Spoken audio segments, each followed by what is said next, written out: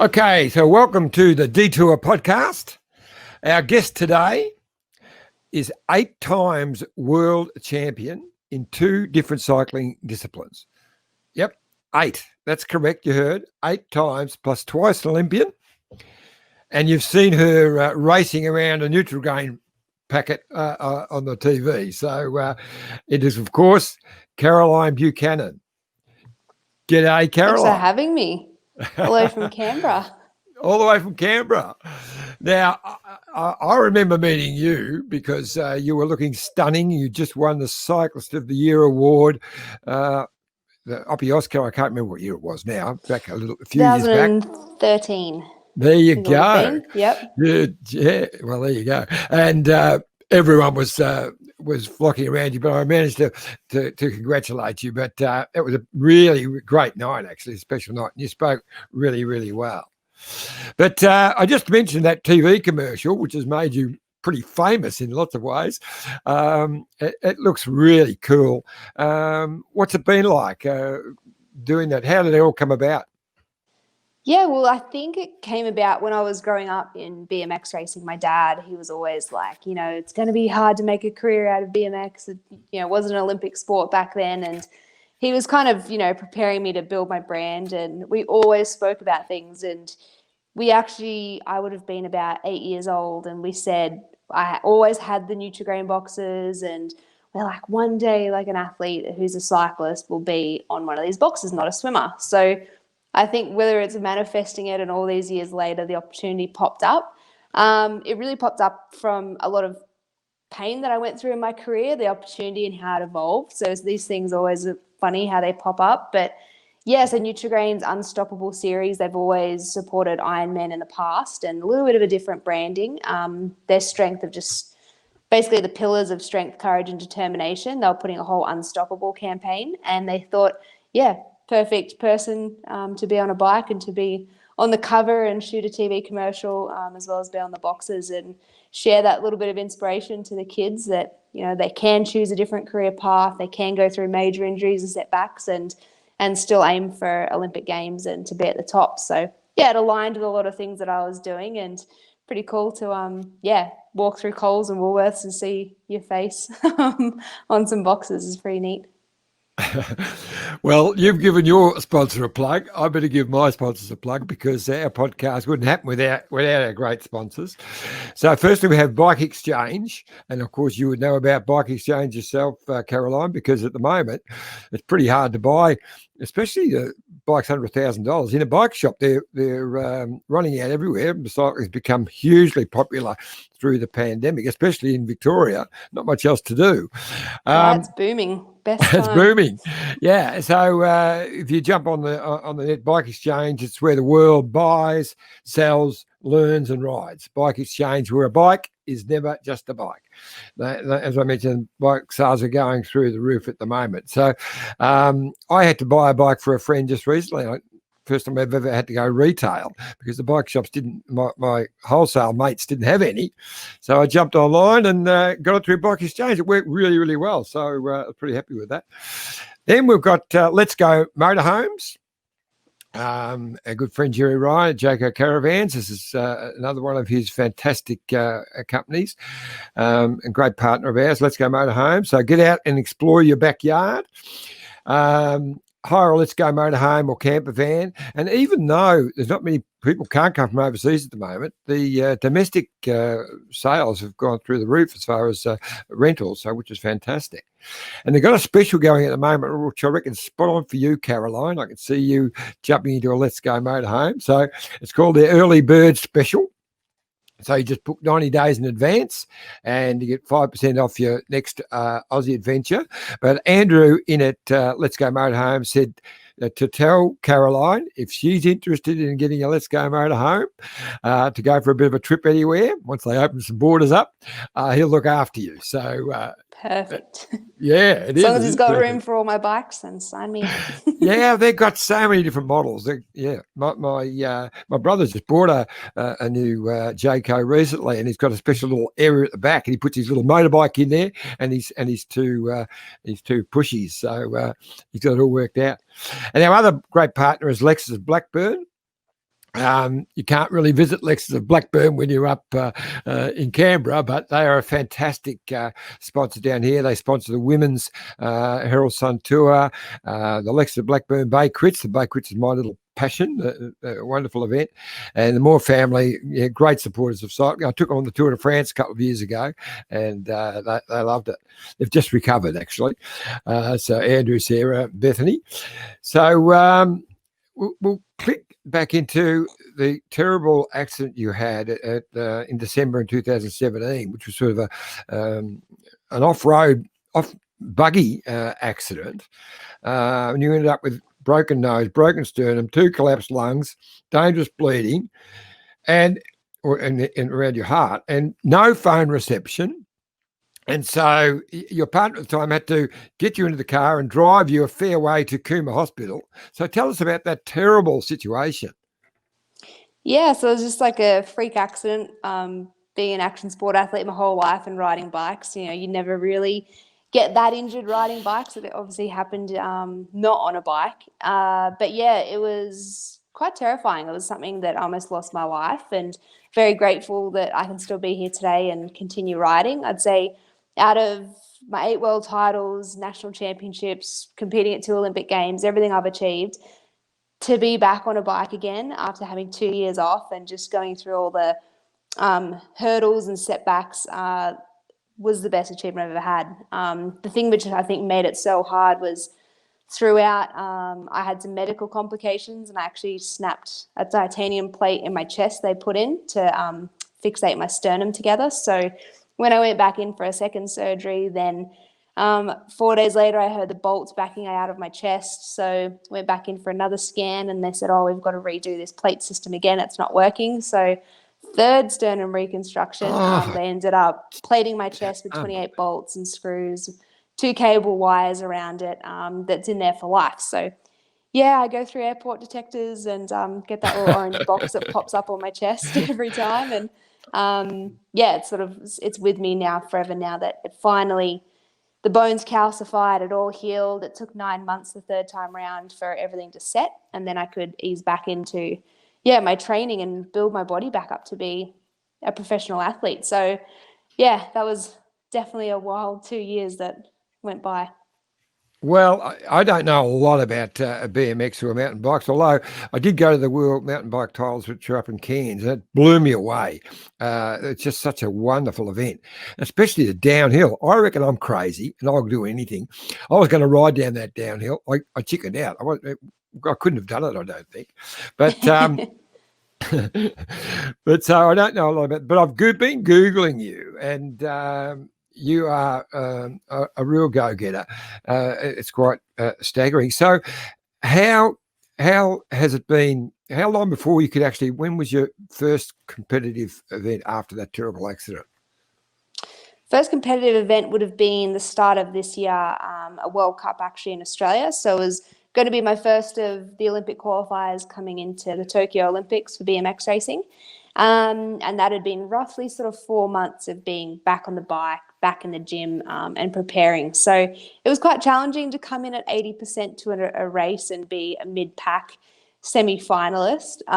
It really ate me up, which ironically, as soon as COVID happened and it put a pause for all the athletes to qualify towards the Olympics and all the rounds got put off, I was able to go back to the drawing board and say, what are my biggest areas of weakness as an athlete? And it was definitely just my strength and conditioning. To be a BMX racer, you need to, for me at 63 kilos, I need to be deadlifting 140 kilos. I need to be squatting 150 kilos. It's all about power to weight ratio. So I need to be putting out 20 watts per kilo on a bike, doing that high end cadence. So I knew where I needed to be and I wasn't there. So this whole basically last 3 months has just been all back into strength and conditioning and building that machine. So I haven't been bored at all through this. It's been a real blessing in disguise, and yeah, super positive too. So how do you feel your form is like right now? Really good, strength wise, and then mountain biking I've been putting a big push because I do both disciplines. There's a really big movement in mountain biking for women going towards this freestyle, free ride aspect. So some of the big global tours like Crankworx, they're now really pushing the women into this. It's always been the men that have been out there on the joyride courses, doing the big jumps, doing the tricks, but never for the women. So now that this door's opened up and I have great partners like Trek that are behind me, they've sort of just said, like, you've ticked so many boxes in your career with winning world titles and going to Olympics and things for BMX and mountain biking. What's next? And I'm fortunate enough that my boyfriend has a massive motocross motorbike airbag in the backyard. So I basically have a sort of 9-meter tall roll in, drop in and hit about 40 kilometers. And then the lip's a 9-foot tall lip to a big airbag jump. So if anyone wants to follow along my social media, you'll see what I've been up to on at Buchanan 68, or just type in my name, Caroline Buchanan, and see what I've been up to. Well, I'll get back to the Olympics in a minute, because you've touched on something with the whole Crankworx setup. I mean, I've been Googling that, and it's absolutely crazy. Some of the air that some of the people get in some of those events, and there's slope style, speed and style, pump track, dual slalom, and downhill. And one of my spies tells me you are just a natural at this Crankworx. You are born to do it, and reckons you're going to be the best female in the world at this crazy sport. So tell us a little bit about Crankworx. Yeah, so it's most of the time I'm always on the UCI tour with BMXing and obviously like the world disciplines for mountain biking, but Crankworx is its own separate organization, and they've done a really good job of just harnessing the passion of mountain biking and putting events on which the athletes want. So it's so broad, and you're out there in these locations. The first one's in Rotorua, the next one's in Austria, Innsbruck, and then you finish up in Whistler, just the mecca of where Crankworx began in Canada. And basically from every day, you're on a different mountain bike, which is the best part of it. So you end up going there with sort of 4 or 5 bikes. You hit all these different disciplines of mountain biking, and you do a different event each day. So so you do all of them. So you do the whole 5 different types. Fantastic. Well, the more you do, the more points you get towards the overall king or queen of Crankworx, which really is that most versatile all-round mountain biker, the one that can race downhill, the one that can do pump track with no chain, the one that can drop in on a speed and style course and do a backflip 360, whatever it is, and navigate, all the different tricks and things. So you've really got to be a broad spectrum athlete to be a queen of Crankworx or king of Crankworx athlete. So because of your terrible injuries that you've just recovered from, does that enter your head that it might be a bit dangerous for you? No, not at all. I think one of the first things the surgeon said to me was it would take the same amount of impact to do that amount of damage again. So I would have to be pinned underneath an off-road vehicle again, crushing me to be able to do the same damage. So that gave me a lot of confidence to go, I can't hurt myself this much on a bike. Here we go.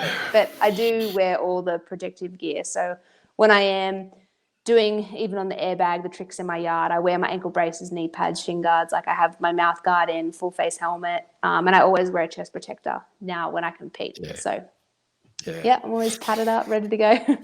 So moving back to the Olympics, obviously you have a strong connection and love for the Olympics. Long before you were born, I competed at the Olympics 72.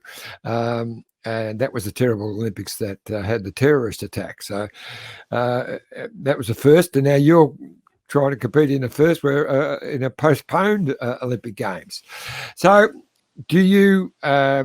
Obviously, this has worked in your favour, this postponement, because you wouldn't have been anywhere near 100% for the Olympics if they had been held virtually now. So it's going to give you a much better chance.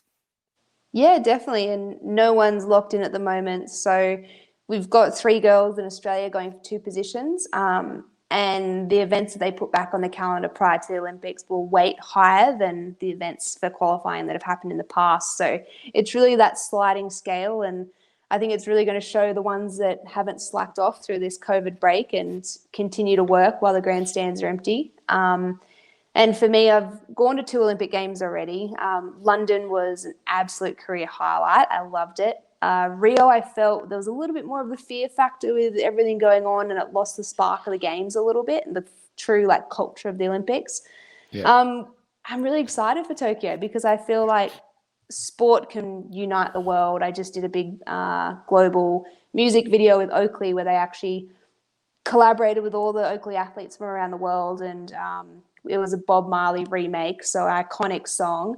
And it was really that reminder of sport. And I think coming into an Olympic Games to unite the world with a language that we all understand is something that I think is going to just be like one of the biggest Olympics to remember if it can be pulled off. So I'm excited for it. It's like you've got unfinished business at the Olympics because, I mean, you won 8 world titles. So you've gone into 2 Olympics as one of the favourites, if not the outright favourite. It just hasn't come together like you would have wanted. I mean, I thought at London you were set to win that final. It just didn't happen on the day. Yeah, London, I wasn't prepared for David Beckham to be standing back, like staring back at me in the crowd. And just the hugeness of the Olympic Games overwhelmed me. So, yeah, I didn't follow the process. I don't think I fully believed in myself. I was still quite a young athlete. And then it took a few more world titles to go into another Olympic Games to really hone in. And then, unfortunately, in Rio, I got pinched between 2 Russian athletes at the bottom of the start hill. And and that was my Olympics over and crashed in the first turn. So went up in the stands and watched from the stands the Olympic Games final. And even though for me it was quite devastating, you work for 4 years and you push so hard, dedicating your whole life to something. But to go up into the grandstands with the rest of the Australian team, and I was fortunate enough, I got a standing ovation from the crowd. And it was that special Olympic moment for me to really remember what sport's about, remember what the Olympics is about, and to get recognised as a champion athlete and just competitor. I'd always sort of fought really fair towards my competition, and one of the favourites, she's a Colombian, so it was a sea of Colombians there to support her. And for all of her family, grandparents, and, you know, thousands of Colombian fans just to stand up and give me that little moment to be like, you know, you fought and you haven't achieved it and you're in the semi-final and you're watching this race, but, you know, we respect you. That was, for me, an Olympic moment that, like, I can never take away. So if there isn't another Olympic Games in 2021 and I'm too old for the next ones, then for me, that's, you know, my real gold medal moment. Yeah. So BMX is what you started at. How did the transition come from BMX to mountain bikes? So yeah, BMX being more of just that grassroots feeder sport. We've got the likes of Anna Mears and Shane Kelly that have obviously crossed over into other cycling disciplines. They all started in BMX. So I started in BMX, and at 15, I was curious to know what the world of mountain biking was that everyone was raving on about. So it was a bet that I lost, and I had a friend that had to come to a BMX track and I had to go to a mountain bike event.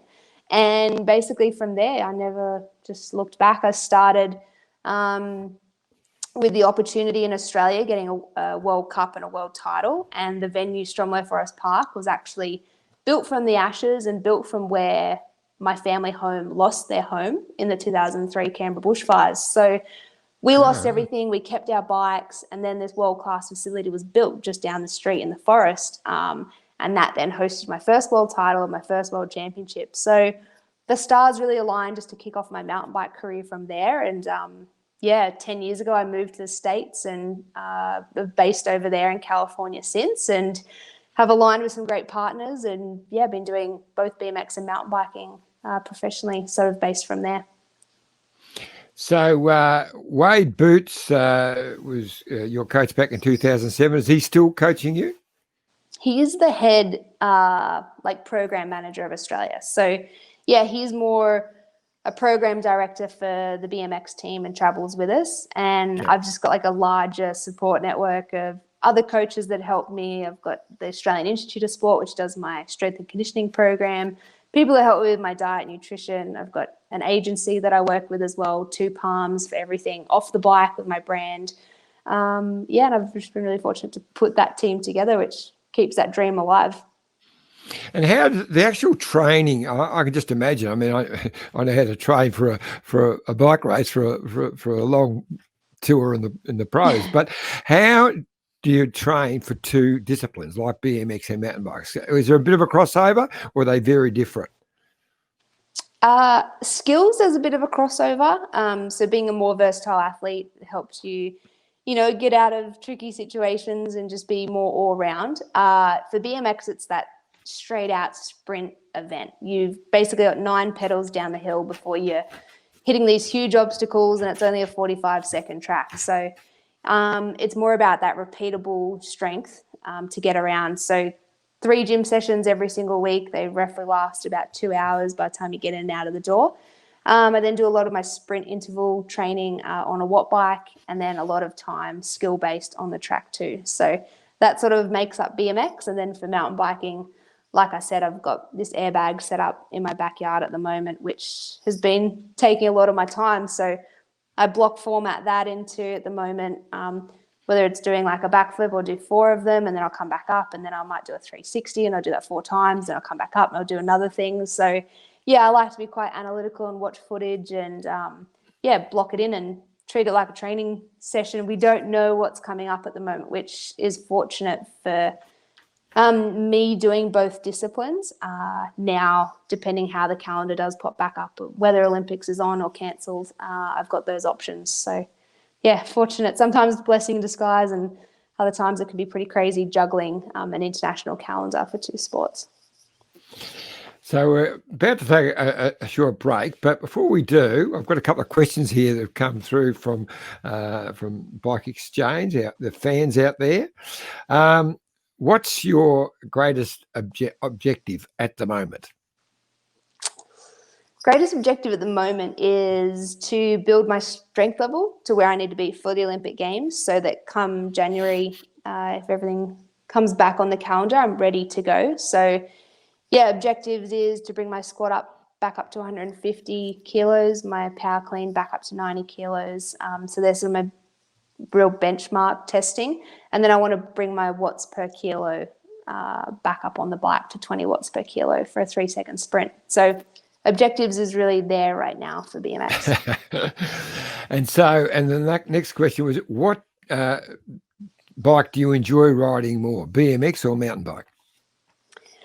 I'd say I enjoy riding a mountain bike more, just really versatile. I've got a trail bike at the moment, which, I think you can get out, you can do those long 2-hour trail rides if you want to, or I can put the seat down and put all the compression I need in my shocks and go and jump some really big jumps. So now with the technology of bikes, I think the most versatile bike is that trail bike.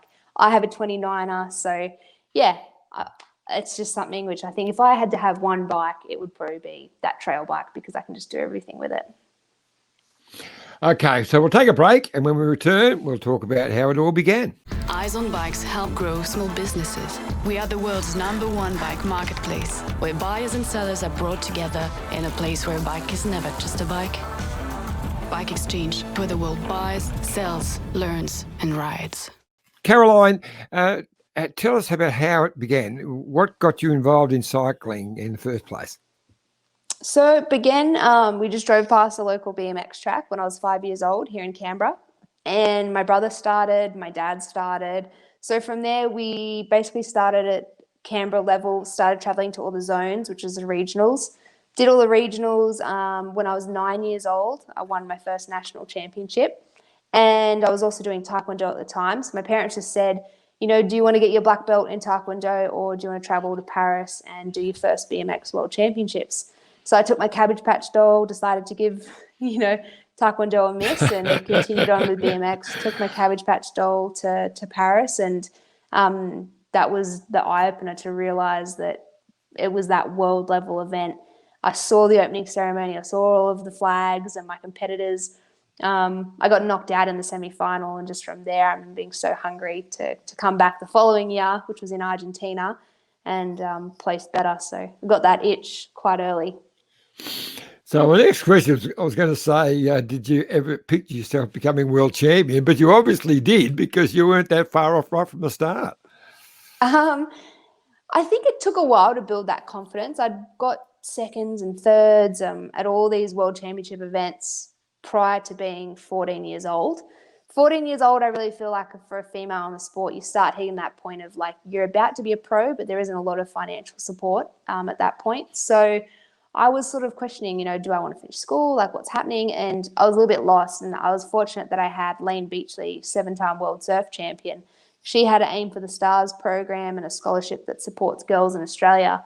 And I applied for her scholarship, and she gave me a call one day and said, the most important thing that someone's ever said to me, and it was, I believe in you. So it wasn't the financial aspect that did it.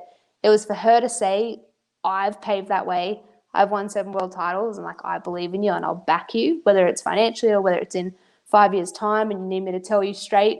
She's such a great Aussie icon. So yeah, for me, that was a turning point to really go, I want to take this professionally as a career, get some great mentors around me, treat it like a business, build the sport of BMX itself, because it had to come to a national level that was getting that media attention, was a known identity for me to even be able to be realistic, to think that I would have Australian brands take the sport serious. So when it became an Olympic sport in 2008 and I was too young, I waited until 2012, and we were the BMX bandits. We were like the new kids on the block in the Summer Olympic Games. There was no action sport in the Summer Olympic Games at that point. So, now it's a different industry. And I think come 2021 Olympics, there's now 4 new action sports into the games with surfing, skateboarding, freestyle BMX, speed climbing, I think they've put into.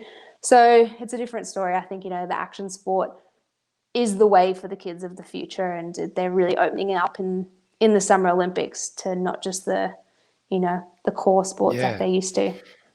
Yeah, and as you say, like back in the 80s, BMX was huge, and you mentioned the BMX Bandits. Well, Nicole Kidman probably made it pretty famous with that movie. But where is it now? Where would you put BMX now compared to those halcyon days of back in the late 80s?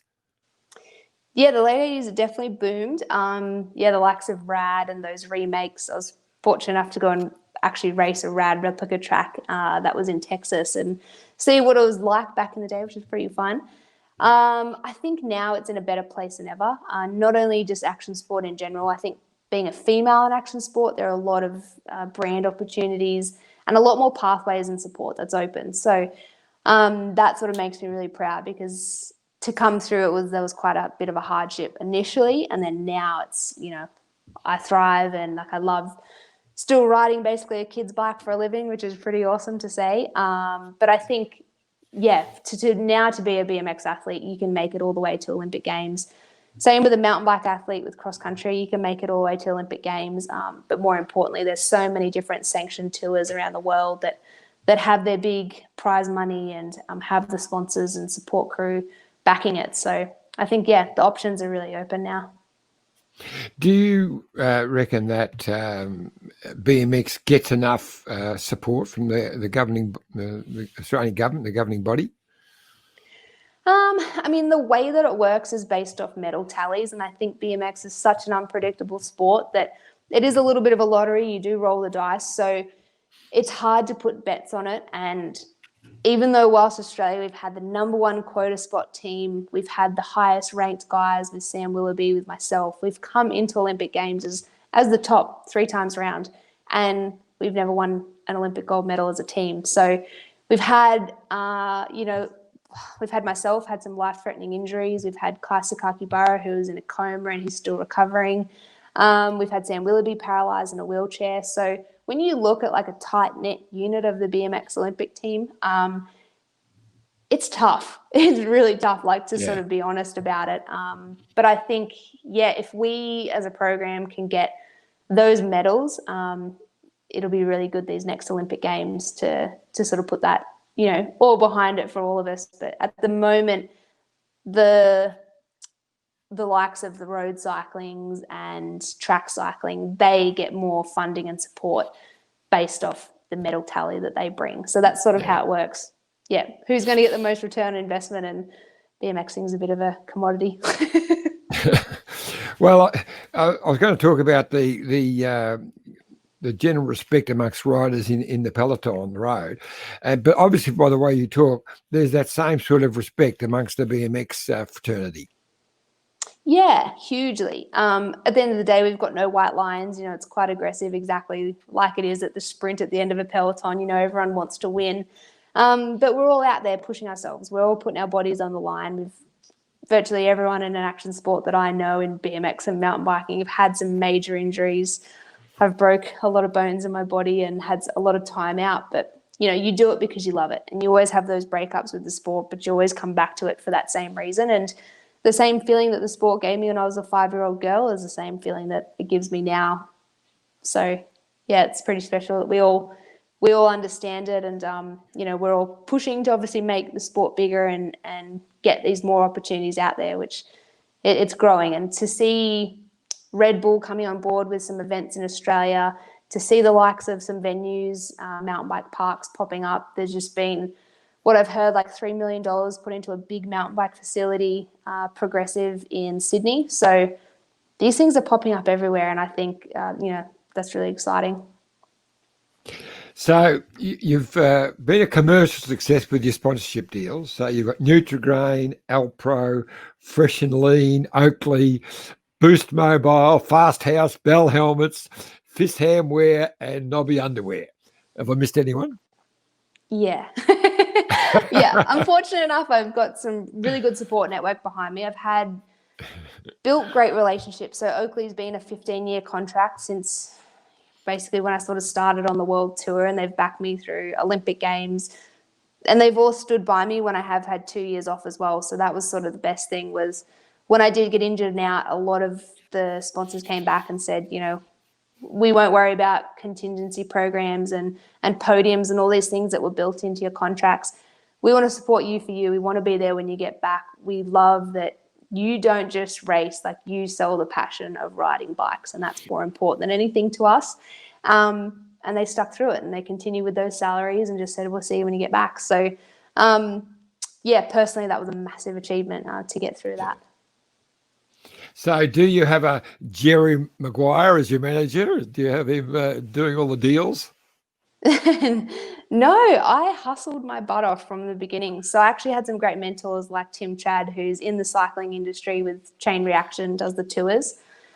He was one initially that I just said, I want this support. How do I do it? And every week when I was in school, he'd say, I want you to add 200 people on LinkedIn. Now we're going to learn how to write a proper email.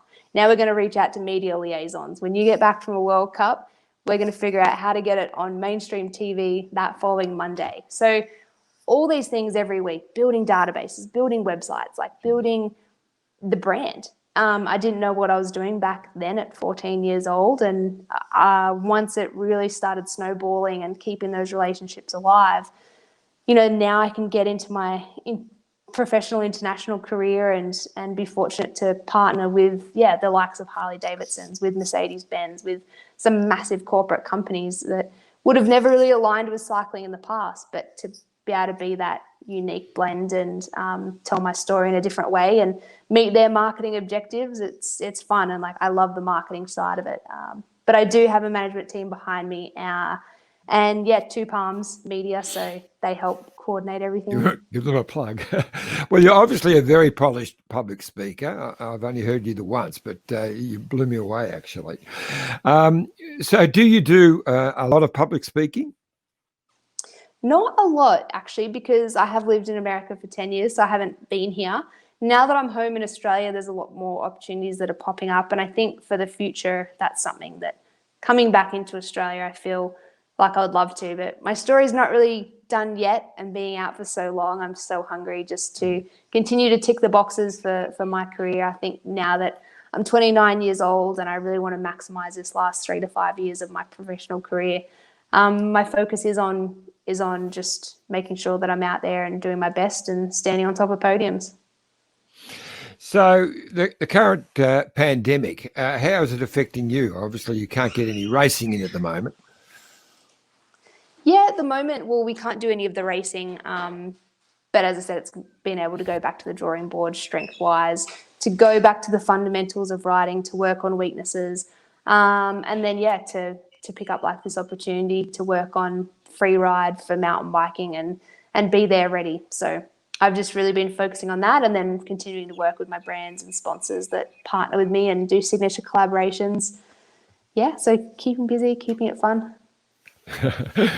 All right, well, what life lessons can people take away from the Caroline Buchanan story? One thing that really helped me was the saying that this too shall pass. So when I did go through the 2 years of having to be quite patient and resilient, for people to know like what going through a sternum reconstruction is and having, you know, the internal bleeding and everything, it was very limiting in the start. You know, I couldn't drive a car for 6 months through the first initial 2 months of it all. You know, you can't lift your arms above your head, you can't push open doors. So you're very much like a T-Rex who's very fragile. Yeah, that was challenging. But yeah, to say this too shall pass, I think with the COVID and everything happening right now, it's something that gave me a lot of faith every single day, just to continue to keep my head held high and to be grateful every single day. Well, Caroline, it's been an absolute pleasure to chat with you today. And I can tell you I'll be watching very intently how you progress into next year, and especially the Olympics. I'll be looking forward to that. And thanks very, very much. Yeah, thank you for having me. If anyone wants to follow on social, it's at cbuchanan68, or I also have a girls' scholarship program, Buchanan Next Gen, which I put money back into the next generation of BMX athletes. So yeah, follow along and keep you all updated on this crazy ride. Thanks, Caroline. Good luck, Dale. Thank you.